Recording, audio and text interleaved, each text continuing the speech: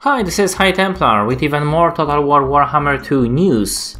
So yesterday there was a reveal of the High Elf army roster. I wasn't able to actually make the video yesterday, but I'm doing it now. So there was a stream on the Facebook that you can watch, but if you want to hear what I want to say about it and what I think about it, please listen to me. So, firstly, the High Elves will start with two legendary lords, the twin Tyrion and Teclis. While it was said Tyrion is one of the most skilled melee lords melee fighters in the Warhammer universe, it doesn't mean he is the most powerful one, because there are beings like Kolek who are, well, or Durtu, who are very, very powerful indeed. But Tyrion will be dualist, which might make him one of the most powerful lords to take out the enemy lords. And his will be probably very, very powerful when it comes to the melee attack and defense. Or he should be. Teclis, on the other hand, will be probably the second most powerful caster lord in the Total War Warhammer, and that includes Warhammer 1, the first more powerful being Lord Muzdamundi. So Teclis and Tyrion are very, very solid choices. And here we can see mounts. Now, MacLeod is a special mount, pretty much the same as Archaon has his special mounts. Tyrion will have his own.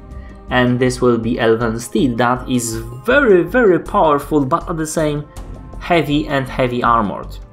So looking forward to see that beast.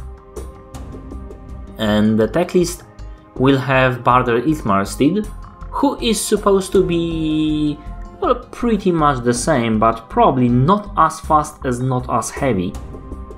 Still, more powerful than any Barded Steed that you would normally get. And this is the same steed that can be given to the melee lord, as you can see. Now there we have prince and princess. Now with your generic lords you can there is mechanics that I was mentioning in my last video, the influence mechanics. So to get your best lords, you would have to spend some influence. And this is not said whether it will be for each lord, every lord, like for each princess and prince, or only for princes, for example, and princesses you can get for free. It's not really that, wasn't specified. So either way, the prince is your melee lord with the sword and shield. So as you can see, he can get Barded Ithmar Steel and then Great Eagle, Sun Dragon and Star Dragon. While the princess is a hybrid, she will have a bow and light armor, when prince will have heavy armor. And she has Elven Steed, which is obviously lighter version of the Barded Steed, then Great Eagle, Moon Dragon, who is more powerful than Sun Dragon, but she will have to have more levels to actually get it. So she will have a dragon later on, but it will be more powerful, and she will end up on the Star Dragon as prince. So this is pretty much the same what we've seen for the Wood Elves. Although I do have, I do think those guys will be slightly more powerful and more expensive than your Wood Elves, and also that the princess will be not as a good shooter as Wood Elf female lord, which is the way it should be, but we'll have to see on that. That's just speculation. Lord Master of Hoet is actually a hero here. So in the tabletop he is lord, but he's a hero here, and he will be melee and magic hero that will be on the same power level as lords, which means he can take Lord 101 and take him down, which is very, very cool indeed. However, having magic and melee, he will have no mounts, so you can cycle charge him to death. There will be also mage, there will be also noble, which will have either Barded Itmar, Steel Itmar Chariot or the Great Eagles as their mounts. And Itmar Chariot is one of the things that will be introduced as well. So we'll have just those two normal heroes and one very powerful Lore Master of Hoeth, however without a mount. So that means with a very good micro, those guys will be actually more powerful, because they will be able to take this gun down, with extreme cycle charging of course. But in most situations this is the guy that you want to go for. Now for the melee infantry we will have normal spearmen, which will be using tower shields, and those will probably block a lot of missiles. So you should keep that in mind. Then we have two different high tier units for the melee infantry. That's Swordmaster of Hoeth and White Lions of Race. Those guys, obviously, the Lions of Race would be 200 excess, and they would have some kind of a cloak that will be actually blocking some of the missiles. I would assume pretty much the same way as the Scaly Skin does, whereas Swordmasters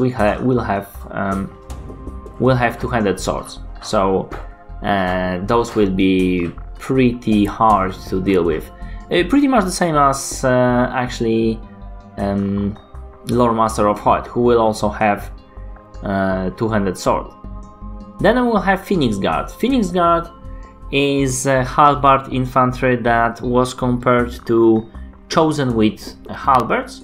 However, their damage output will be slightly lower. And it's exactly, if you've seen my High Elves army video with the speculation, this is exactly what we are expecting. Although some people say that Phoenix Guards are actually more powerful than Chosen of Chaos. In this case, they would probably not be. But this is all fine, because the High Elves are pretty much overpowered right now. So, for the missile infantry, we will have archers, which will be your basic standard first infantry, but those guys have a longbow, so they would have range of 170, which is the highest range unit that you can get from the very beginning, and that's pretty cool.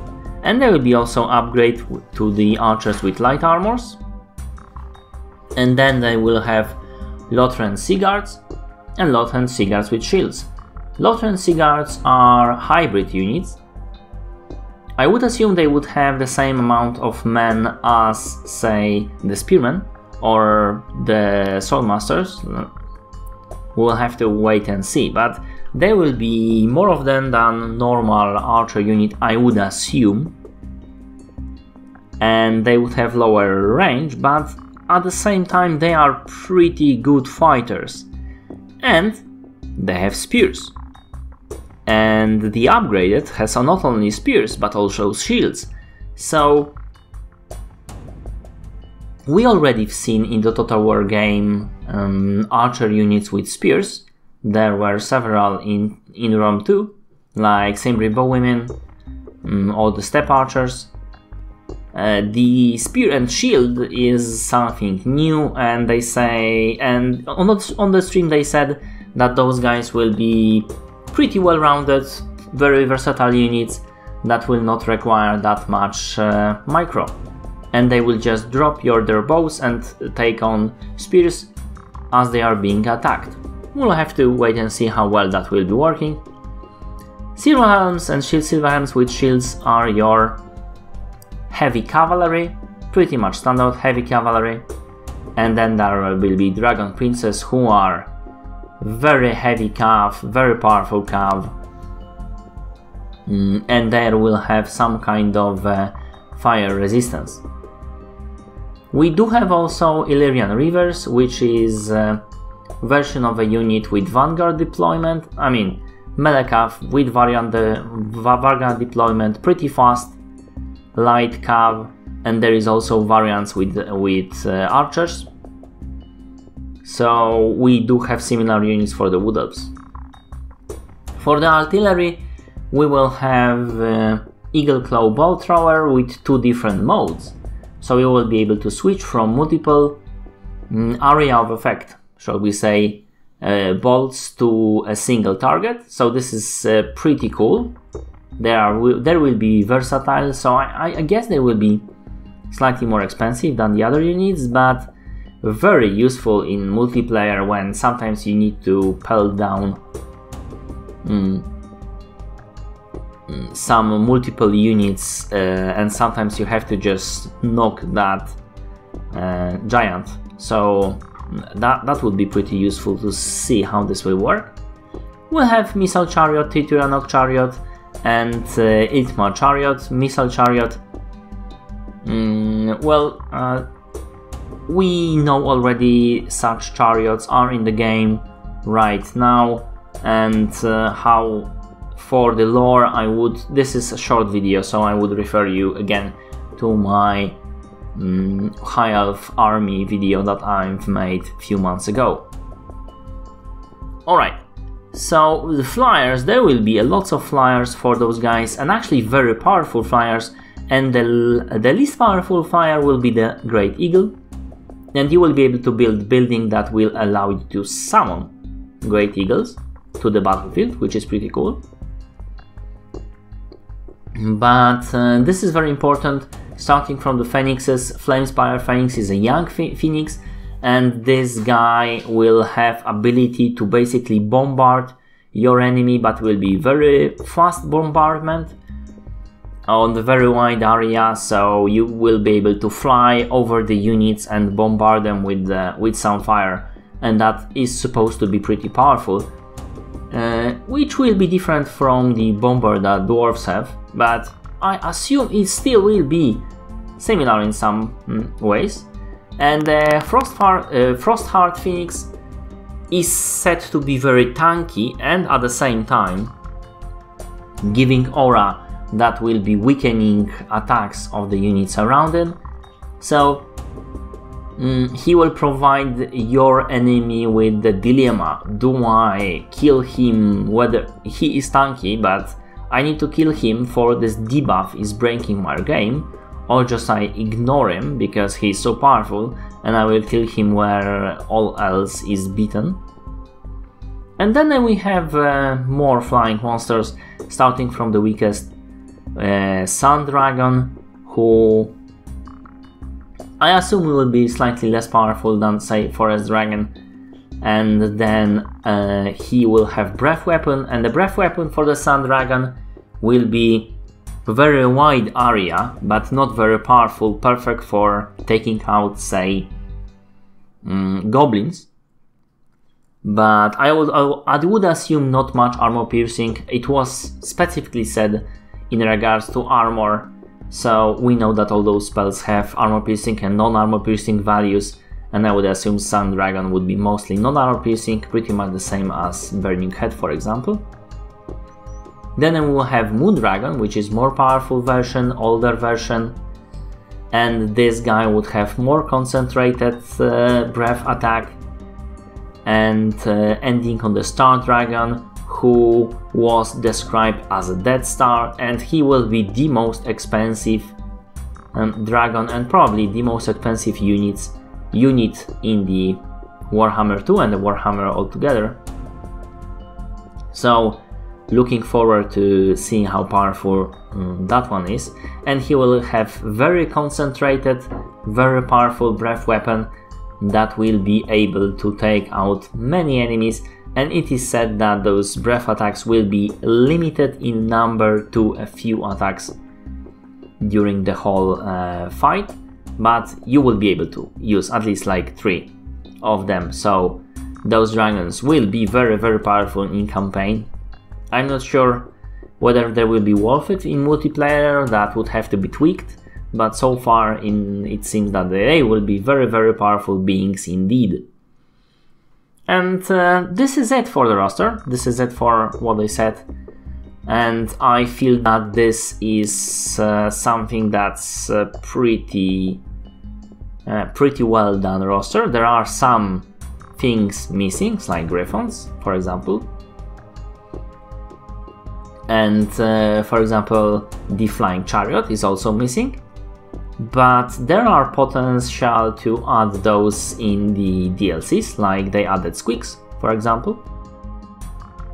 Still, this roster is missing nothing from the perspective of the potential multiplayer. So for example, like the vampire counts do not have range. Those guys have everything.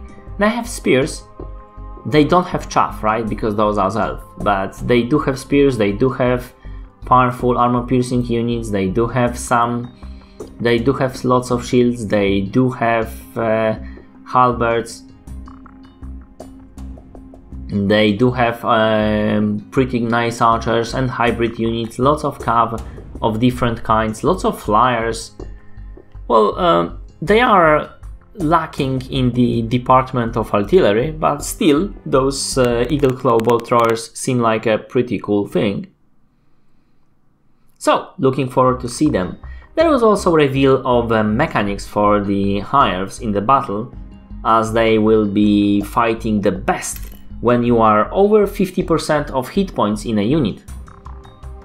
Because those guys like to... They love fighting when they are, you know, their clothes are clean and they are fighting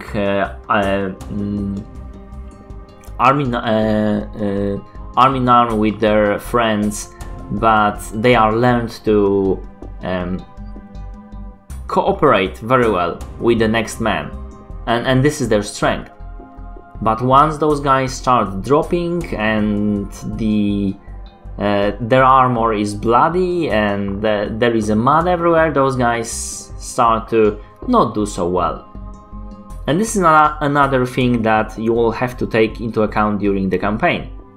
It's basically a choice whether you will go into the fight with a weakened army or even not that much weakened, but you will, if you have 3/3 for example health, you will be at risk of losing that very powerful bonus, very powerful ability that buff your units when they will drop eventually during the fight below 50%, or do you go back and replenish? And unfortunately, high elves are surrounded by the enemies, so this will be not so easy. And yeah, this is pretty much it. I hope you like it. If you did, press like, comment if you will, and see my other videos. In Total War Warhammer, I'm doing mod reviews, mechanics videos, DLC analysis and speculation videos, but also let's plays in Total War series and other games. Thank you for watching, and see you later.